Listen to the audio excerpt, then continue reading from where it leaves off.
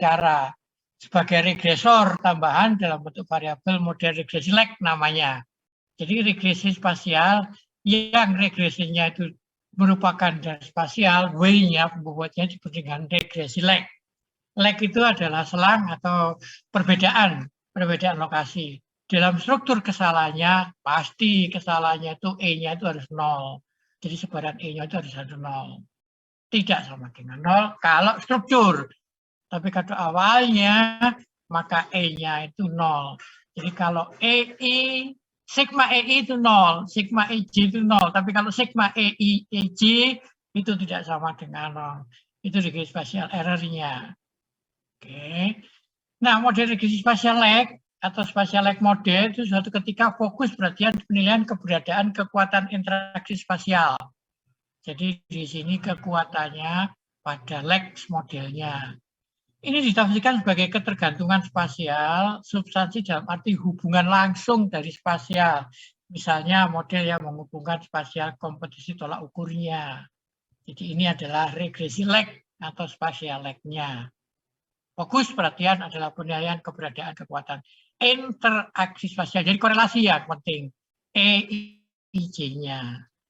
Nah, kalau spasial error-nya itu tergantung spasial dalam gangguan error regresi atau spasial error modelnya distribusi ketergangguan error-nya. Jadi kalau ini tadi spasial jaraknya, tapi kalau saya ini, kalau ini error-nya yang jadikan dasar pembobotannya. Yang satu lagi ini regresi spasial modelnya. Secara umum itu ini adalah modelnya. Y, rho ini adalah korelasi, W ini pembobotan. Jadi ada rho, ada pembobotan. X, betanya, dan mu. Ini adalah proses dari regresi, model regresi spasial secara umum. Padahal nanti ada dua macam, yaitu SEM, lag, tadi regresi model, spasial error model, dan GWR, geographic background regression. Ada dua. Dan nanti kapan regresi lag dan kapan menggunakan SEM. SEM structure, bukan structure equation model, bukan. Jadi spasial modelnya. Oke, dengan catatan sebaran E-nya. Nah, W1, W2 sama dengan W, itu adalah koefisiennya. Nah, ini adalah model yang secara umum tadi. Jadi modelnya, model regresi secara umum pembagiannya. Kalau pada regresi kasih ke dari linear model, ada regresi linear, non-linear, kuadratik, kubik. Kalau regresi model spasial, itu ada 4 model. 1, 2, 3, 4. Jika P-nya 0 dan lambdanya itu 0, maka regresi klasik. Jadi tidak ada persamaannya Y sama dengan A plus BX saja. Tidak ada lambdanya. Ya. Lambda itu error modelnya nantinya. Oke, jika rho-nya tidak sama dengan 0 dan lambdanya sama dengan 0, maka regresi SAR yang tadi itu. Tidak ada korelasi antara lingkungannya. Korelasinya ada lingkungannya. Maka persamaannya rho, W tetap ada pembuatnya. WIJ, XB. Oke. Tapi kalau rho-nya sama dengan 0, alfanya, lambdanya tidak sama dengan 0, maka regresi SEM. Spatial error model. Kalau SAL, error regression, SLM yang tadi itu. Nah, sekarang kalau rho-nya tidak sama dengan 0 dan lambdanya tidak sama dengan 0, maka SARMA atau GSM. Itu adalah regression modelnya. Oke, ini adalah model-model jika tidak sama dengan 0 dan sama dengan 0. Nah, sekarang kita satu-satu. Spatial lag model, SLM, atau disebut dengan spatial autoregresi SAR, atau mixed regresif adalah model spasial berdekatan dengan areal. Ya, karena tertutup. Ya. Oke. Nah, jadi pendekatan area mempertimbangkan pengaruh spasial lag antar variabel tetapnya. Tapi kalau SLM terbentuk W2 lambda 0 sehingga model ini mengasumsikan bahwa autoregresif hanya pada variabel respon saja. Variabel respon saja yang muncul autoregresif, tapi Tapi pada variabel non-responnya itu tidak sama dengan 0. Oke. Nah, kalau autoregressi lag SLM-nya, spatial lag modelnya, Y sama dengan ini. Jadi ini ada I ini bukan satu ya, I min rho 1 sama dengan ini adalah lag-nya. I itu adalah lag-nya. Oke. Kemudian ini model parameter SAR. Si model SAR-nya yang tadi sudah itu. Sebenarnya bentuk penaksirannya sama pada waktu regresi klasik juga model studinya juga sama. Hanya saja di sini ada I ragamnya. Ini adalah matrik identitasnya. Matrik identitas dari matrik yang diagonalnya. Bukan matrik yang diagonalnya yang identitasnya terdiri dari ragam. Jadi 0, I ragam 1, 0, 0, 0, I ragam 2, 0, 0, dan selanjutnya. Itu diagonalnya adalah I. Itu matrik besarnya. Nah, ini matrik SEM-nya. Untuk SEM. Oke, bentuk umum SEM, model error spasialnya, ini tadi yang modelnya ada di atas tadi. Tetap pendugaannya. Untuk ini menghitung untuk mendukung kalau Anda menggunakan R. Ya, notasi R maksudnya R itu pemrograman R, itu ngitungnya dengan matrik ini. Matrik tanpusnya dikurang matrik, ini adalah pendekatannya untuk menghitungnya. Oke, ini model matematiknya Y sama dengan X beta min I min lambda W pembobotnya.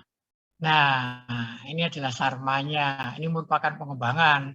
Jadi digabung antara model SAR dengan model pergerakannya tadi itu. Oke, dengan model seperti itu. Ini contohnya.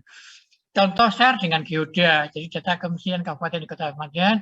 Ini angka buta hurufnya, X1-nya angka harapan hidup dengan geoda ya, menggunakan geoda, tingkat kemenangan terhujannya, rumah tangga air bersih, dan sektor. Ini kebetulan hanya 5. Padahal teori kemiskinan ini ada 8. Itu menurut tahun 2021 sebenarnya ada 8. Kalau 2014 itu ada 15. Kalau 2008 itu ada 7. Jadi sementara ini yang kita gunakan yang 2011 yaitu 12. Nah, ini hasilnya. Contoh SAR dengan geoda. Jadi ini kita gunakan SAR tadi ya. Oke. Nah, langkah-langkah menggunakan spasial itu menggunakan software geoda adalah siapkan file yang menggunakan SHP, data yang diamati, buatlah softwarenya. Geoda klik ini adalah nanti Mas Berto akan membantu, semuanya langkah-langkahnya sudah ada. Oke, ini SAR langkahnya sama nih. Oke, SAR. Oh, sama ini ya. Satu ini buang ini. Salah satu dibuang ya nanti ya. Saya keliru ini ngopinya tadi. Oke. Ini hasilnya. Oke. Ini saya del saja. Oke. Ini adalah hasilnya. Oke. Kemudian datasetnya Jatim, dan variabel Y, nama operasional 40, datanya banyaknya 40. Nama independennya 7, variabelnya, standar deviasinya, dan lag koefisiennya 0,3. Rho-nya tadi itu, lag koefisiennya itu rho-nya tadi. Nah, ini R-square, determinasinya, lag rate negatif, bukan negatif, ya negatif pada menunjukkan penurunan saja. Ini korelasinya, infonya sekian.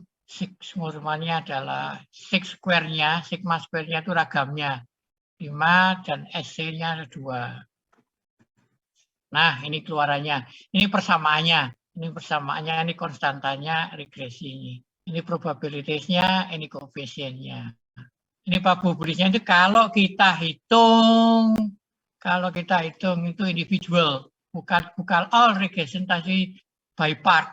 Kita by part-nya ini adalah nilai probability. Jadi konstannya tidak nyata. Yang nyata hampir semuanya nyata. Oh, ini tidak nyata. Nah, pada X2-nya tidak nyata, yaitu 0,8. Kalau kita menggunakan 5% value-nya. Oke. Ya. Nah, ini adalah SAR dengan geodanya. Maka ini ada analisis ragamnya. DF-nya 5, probability-nya adalah 0,89 tidak nyata. Kalau all regression-nya itu tidak nyata. Oke, ya. Kalau by koefisiennya, by part koefisien X1, 2, 3, kita kembali lagi di sini nyata, yang tidak nyata adalah X2-nya. Kalau kita menggunakan 5%. Tapi kalau kita menggunakan 1%, maka X3 dan X2 yang tidak nyata. Oke, jadi pada prinsipnya kita gunakan korelasinya dan pembobotnya. Kalau pembobotnya ruang, maka kita gunakan itu. Oke, saya kira sampai minggu depan itu saja yang kita gunakan. Ada pertanyaan? Silakan. Tidak ada? Oke, kalau tidak ada, maka seperti biasa, ini ada tugasnya. Jadi mahasiswa dibagi tetap kelompoknya kemarin ada yang 2 orang yang saya ingat di kelompok 1 yang tidak mengerjakan itu, sekarang ada kesempatan ini untuk ikut menyumbangkan supaya bisa. Sekali lagi ini dikerjakan aja, nanti pada tugas yang terakhir digabung jadi 1 seperti kemarin. Dan kelompok 5, saya tahu yang belum digabung itu tolong digabung kembali dan diserahkan ke Mas Beto, karena semuanya saya kumpulkan, saya nilaikan, saya gabung, nanti saya rata-rata. Oke, ya, tidak saya ambil yang terbaik, tapi saya ambil rata-rata. Jadi biar ketahuan yang tidak mengajarkan itu yang mana. Oke, jadi mahasiswa dibagi menjadi 5 kelompok, setiap kelompok menjadi data spasial, melakukan analisis data. Datanya baru boleh, data yang lama boleh. Artinya data yang lama ya data yang kemarin yang kita gunakan yang masing-masing untuk kelompok 1, 2, 3, 4, 5 kan sudah ada. Kita gunakan itu juga nggak ada masalah. Menyantumkan sumber datanya ya. Tugas dikumpulkan dalam PPT PowerPoint seperti kemarin yang akan kita presentasikan. Jadi tes kecilnya merupakan prestasi. Tes kecil yang kedua merupakan presentasi nantinya. Ya, tentukan tujuan analisisnya.